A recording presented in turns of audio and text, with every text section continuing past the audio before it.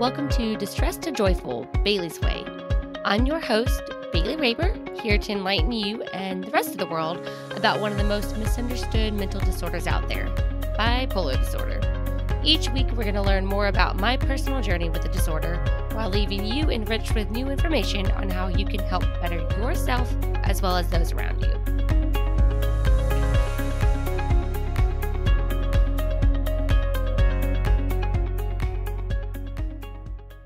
Hello everyone. So I'm just going to continue on with how I started out last week's episode and just jump right on into the topic. I feel like that's just the easier way to go from here on out.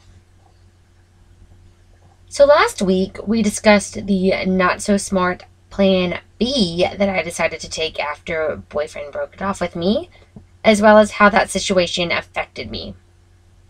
Today's episode, not gonna lie, is going to be a pretty tough one for me to talk about because the events that followed the previous situation are moments that I'm not exactly proud of. You're probably wondering why I'm going to talk about this when I could just skip over it and y'all wouldn't even have known, right? I'm sure at least a few of y'all are wondering why I put myself through the whole process of reliving this, I guess is what you could call it, by talking it over again, especially publicly, right? Well, to answer your question, talking about these specific actions, which are actually very common in not only the world of bipolar disorder, but also among girls who grow up without a steady father figure in their life, is super important in order to help the outside world understand what drives these to occur, but also in order to help break these terrible cycles. Now, I assume you're probably sitting there thinking, okay, just tell us already. So I'll go ahead and stop the suffering you're currently undergoing and get started on the point. You're welcome. Okay, so after boyfriend left the picture, I went a little crazy, as some would like to call it. But more specifically, I went boy crazy. As I mentioned in episode 7, boyfriend left me feeling hurt, used, and unwanted. Y'all, that feeling sucked ass. And I did not want to feel that anymore, so I went seeking attention from other men to fill the void that was now there. And gosh, if I could go back in time and tell myself to just chill the fuck out and just talk some sense into 16-year-old me, I would totally do that in a heartbeat. So this male attention I started seeking was not exactly a let me look for a new boyfriend type attitude. No, it was a let me get it on with some hot dudes to make boyfriend jealous type attitude. And boy, did that get me into some trouble. I remember flirting via text with one of my guy friends, and one of the most attractive ones I was currently hanging out with at the time, I might add. And he jokingly mentioned something along the lines of friends with benefits. Which, seeing as it's 2020, I'm sure most of you know what that term means. But in case you don't for some reason, friends with benefits is a no strings attached, friends who have sex together type deal. So I responded back with a more serious tone, leaning towards actually being interested in this type of relationship with him. And he said, wait, you're being serious? You're totally down to be friends with benefits? As if he was a bit surprised at my interest, yet simultaneously excited. I was like, yep, let's do it. And we literally had sex in the back of his SUV the very next day after I left my after-school babysitting gig. This was the first of many sex-only relationships that I would engage in over the next few years. And for those of you who've never had sex in the back of an SUV, I don't recommend it. Oh, that was awful. Don't try this at home, kids. Or adults. Especially not adults. Y'all are too big to be in the back of an SUV. Alright. That was off topic. So, before I continue, there's a couple things that I do want to state right quick. First one is that I am a non-judgmental woman, and I firmly believe that as long as your lifestyle choices are not harming yourself or others, you should be able to live and do as you please. Let me say that one more time, a little bit louder for the people in the back. As long as your lifestyle choices are not harming yourself or others, You should be able to live and do as you please. Some of us have sex with a couple different partners before our first marriage. That is okay. Some of us wait until marriage for sex. That's totally okay too. And, some people only do monogamous relationships, which I think I pronounce monogamous wrong. Is it? I don't know. I'm not even going to try to repronounce that, but y'all know what I mean. One person centered relationship. Actually, no, that's not even right either. Because, okay, a couple. It's only two people, and it's only those two people. That's what monogamous. Yes. You get it. Anyways, so some people are strictly monogamous partners, while others are into the swinger lifestyle. Either of these ways of living are totally okay. And in my opinion, however you choose to live your life is up to you and no one else, just as long as you are not being malicious and harming others. I know that there are some very strongly opinionated people out there who think it's, quote, their way or the highway, and that their way of living is the only right way to live. And if you happen to be one of those people, first off, kudos to you to making it to episode 8 of this podcast. But secondly, I will tell you right now that these podcasts will not work for you and we will not get along. Again, I'm a very open-minded individual, and if you can't swing it with that, then this friendship's gotta end.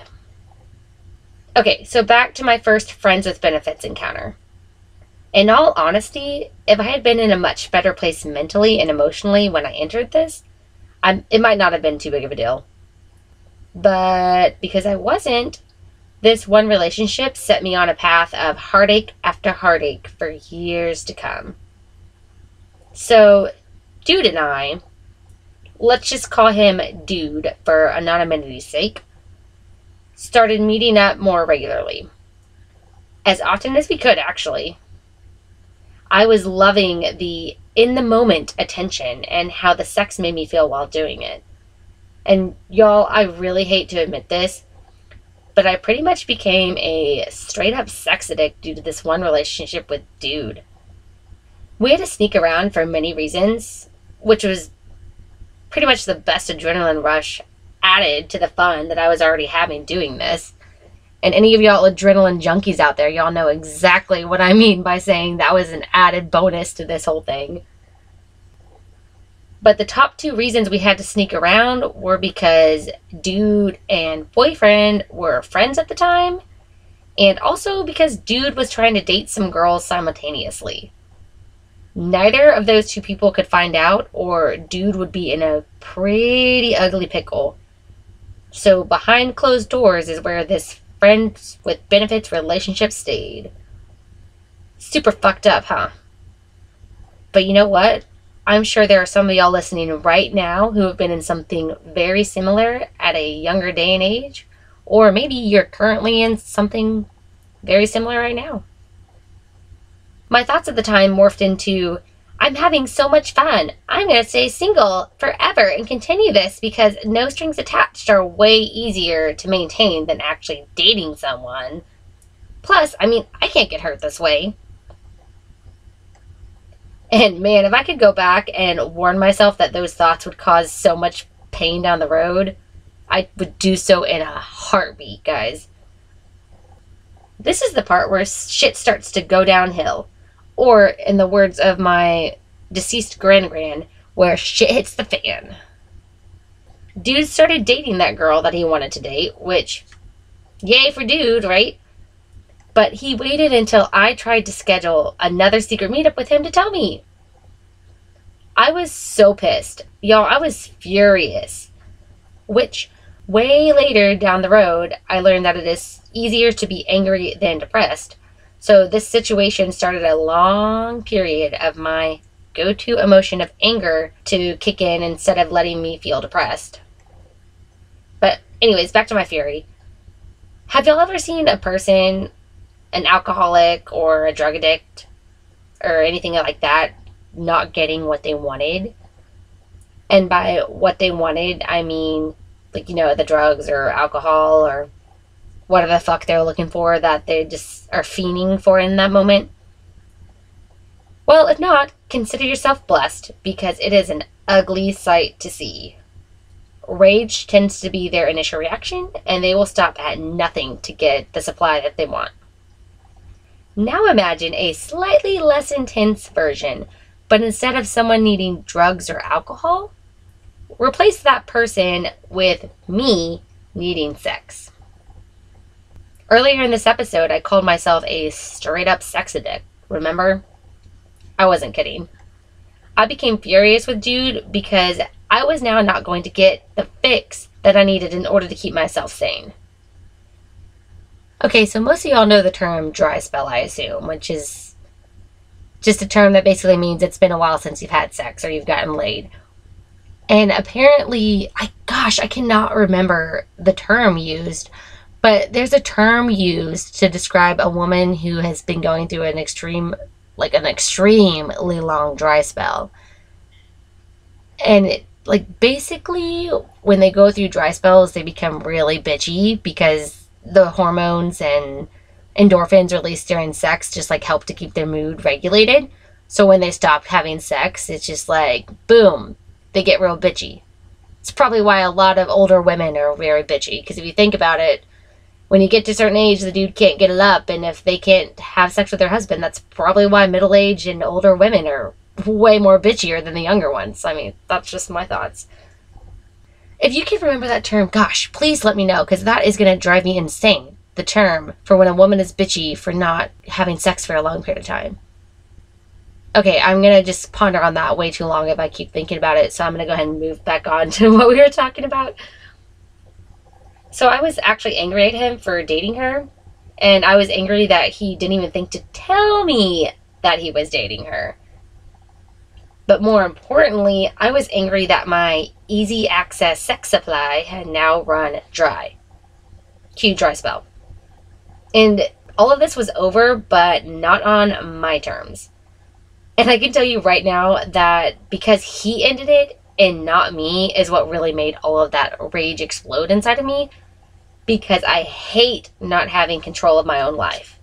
Oh, I hate it so much. And I'm a lot better now these days as I'm getting older and wiser, I would say. And I'm also an Enneagram 8, which if you know what the Enneagram is, then you know that an Enneagram 8 is the boss. And we like to have control over our own lives without influence of any others. So now that dude was out of the picture and he was no longer a source of the fix that I needed, it was time to start looking for a new one and find it fast. If you could see my face right now, it is twisted up in a really cringy look while saying that, because what's about to happen next is just so hard for me to admit. But here goes.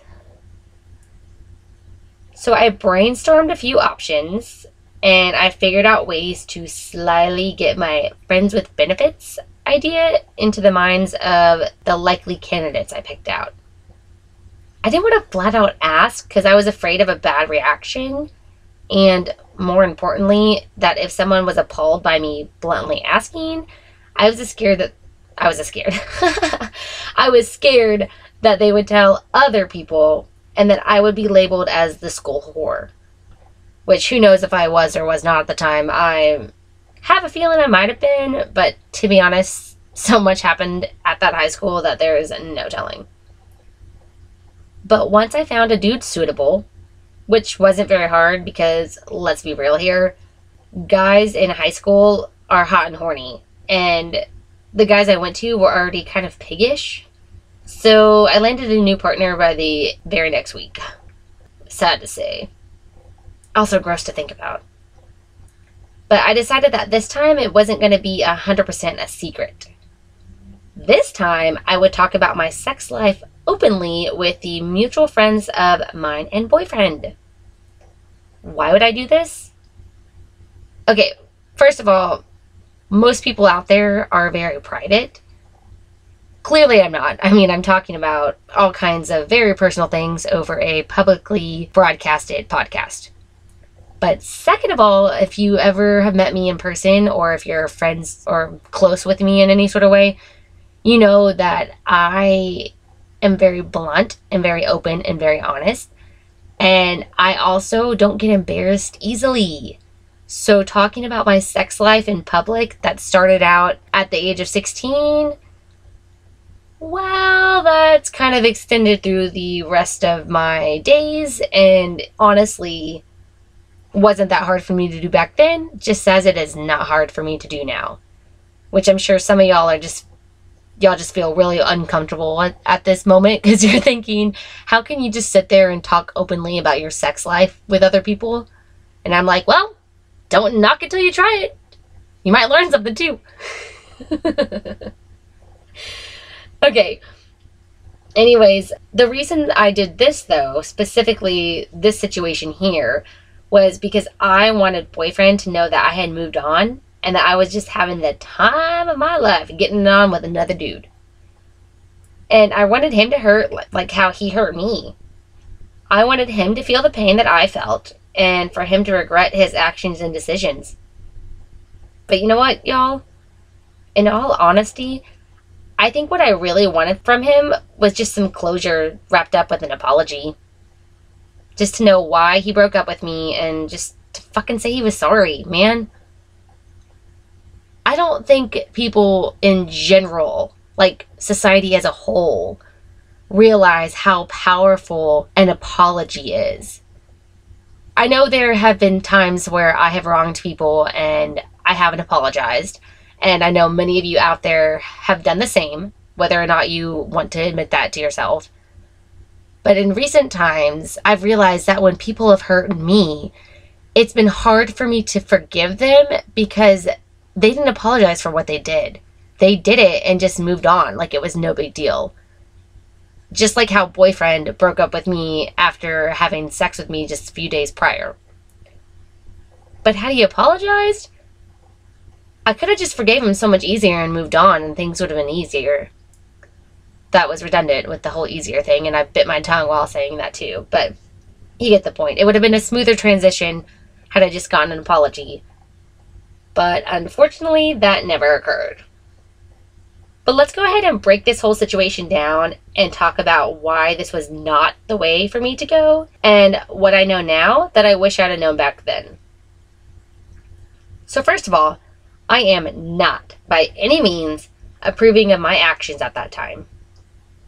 Y'all, trying to hurt someone who has hurt you is evil and also stupid. It's evil for obvious reasons, but stupid because while you're hurting in the moment and you want them to feel hurt too, your actions will do one of two things. It will either, one, cause irreplaceable, oh my gosh, I can't with my words today, y'all. It will cause irreparable damage between yourself and the person you're out to hurt. Or two, the person will not give a shit and your efforts will be a waste of time. Both of these are actually a waste of time. Let's be real. And while being the bigger person is hard, it is so worth it. As humans, we all have the initial reaction to just want to hurt those who have hurt us. You know, revenge and get back at the person for the thing that they did. But in the end, both parties lose if that's the route you choose to go. I've learned time and time again that doing the right thing and being the bigger person is always the best route to go.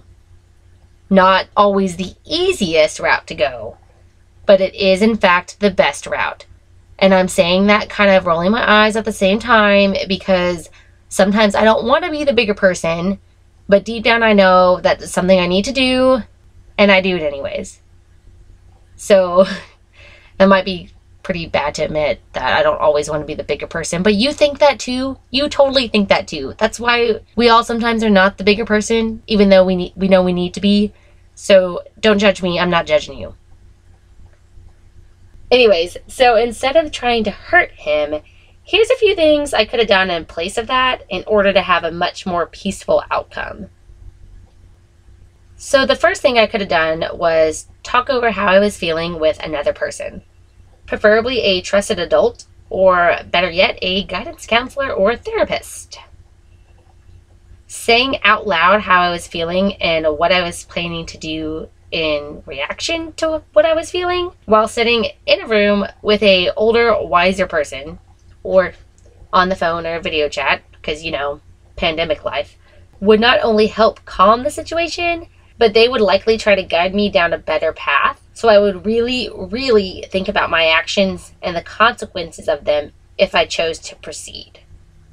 I'm going to say, before I even get to number 2, I'm going to say number 1 is always the best option. And if you can choose number 1 every single time, choose number 1 every single time.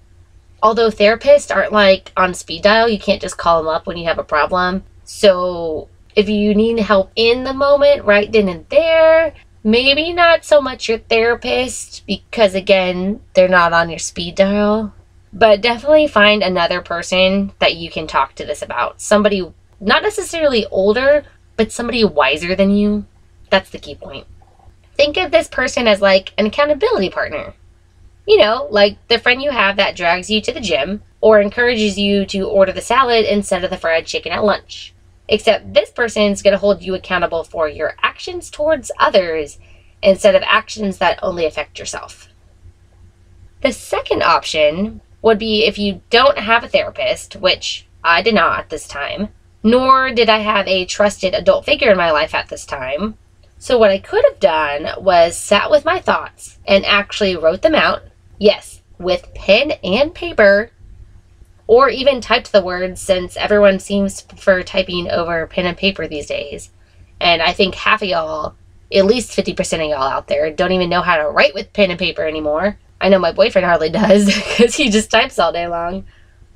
But anyways, just get out all of those words, how you feel in that moment, and what you want to do about it.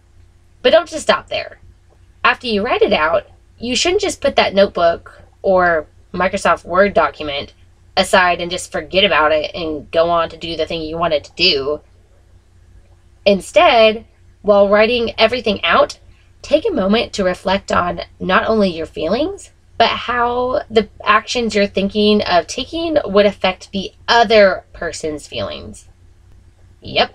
Put yourself in their shoes and think about how you would feel if someone did something like, told a lie about you to someone you were close with, or started a rumor about you and spread it like wildfire, or stole something of yours, or anything like that. So after writing out all the steps you take and whatever else you plan to do to this person, take a moment to reread everything that you just wrote. Before you act on any of it, think, is it true?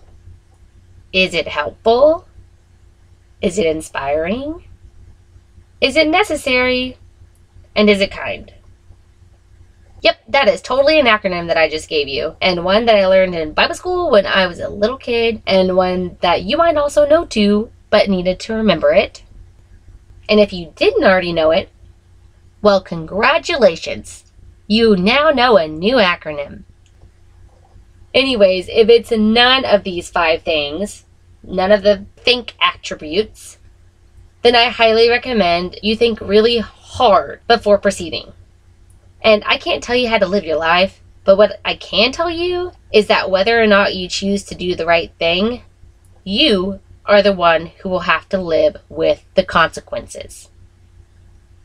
Again, you are the one who will have to live with those consequences. I totally wish I had a scarier voice that I could have just said that line in the second time, because maybe that would have really sunk in with you. But if not, I've repeated it twice, so let that sink in. And either of these are great ways to hold yourself accountable to not proceed with hurtful, unnecessary actions. But guys, in case you haven't realized, both of these techniques get the feelings that you're feeling in that moment out of your body. And that's the most important part. Talking about it or writing about it gets it all out of you. So you're no longer holding it deep inside and just letting it fester up in there. And I'm going to give you a quick example because somebody was being really ugly to me recently. And y'all, I wanted to say so many things right back. This person was adding gasoline to my already anger-filled flame. and boy, did I have some words that I wanted to throw right on back. And this was all over text, by the way, so just keep that in mind. But instead, I chose to open up the notes section of my phone and type out all of the mean thoughts and words that I was thinking at that moment. And when I finished typing the note, I closed my phone and I stepped away from it for a while. An hour or two later, I picked my phone back up and I reopened the ugly text. But this time, I started typing with much more calm, kind words to the person. I made it short, sweet, and to the point, and then decided I no longer needed to have contact with them. So, had I not gotten those mean words out of my body before typing a reply, and not taken the time again to think before I replied, then I likely would have sent some really mean things and caused pain, and not to mention more drama, with this person, and totally not worth doing. There you have it. Talk it out, write it out, and most importantly, think. But just a reminder before wrapping up, I am not a therapist. I'm holding my finger up in the air like, I don't know, what is that little emoji? Like, look here. I am not a therapist. But I totally recommend that you see one. I am a firm believer that everyone needs a therapist, though I am aware of the unfortunate reality that not everybody can afford it. So with all that being said, the advice I hand out are techniques that I have personally tried myself and have experienced them to be very, very helpful. I am a practice what you preach type girl, and I won't recommend that you dabble with a technique if I have not tried it myself first. Also, remember that we're all different, guys. What works for me might not work for you. Although, if you never give anything new a try, you'll never know what's right for you or not. Wink, wink. Thank you for joining me again this week. I hope that you learned something new while tuning in. And even better, I hope that you'll try something new where needed based upon information that you've just absorbed. Next week, we'll cover teenage drinking and partying, how it can easily be hidden, yet completely dangerous altogether. And I say easy to hide because to this day, my parents still have absolutely no idea what all trouble I got myself into while I was still living under their roof. Again with the cringy again with the cringy face while I said that last line, because next week's episode will be, I don't know if it's going to be mind-blowing or like, what's it, heart-shattering, earth-shattering? I don't know. But some of the things that I'm going to admit here are going to blow some minds of some people. People specifically being my parents if they are tuning in. Well, if you enjoyed this episode, take a screenshot and post it on social media. Tag me at distressedtojoyful_Bailey's Way on Instagram. And don't forget to include your thoughts. Also, if you have iTunes, specifically iTunes, hit that cute little subscribe button in order to stay updated with the latest episode releases. But until next time, take it easy, stay grateful, and be joyful. Bye!